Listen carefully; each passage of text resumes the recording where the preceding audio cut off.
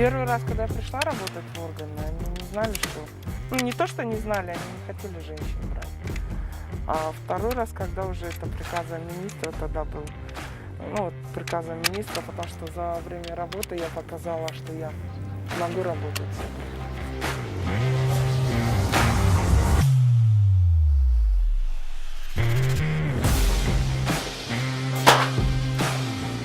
Чуть-чуть вниз пошла.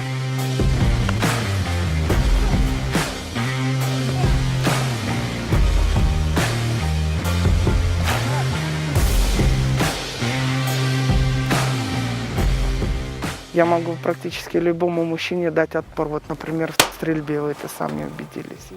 В некоторых видах спорта тоже могу дать отпор. И это абсолютно не доказывает, что женщина должна сидеть дома. Вот.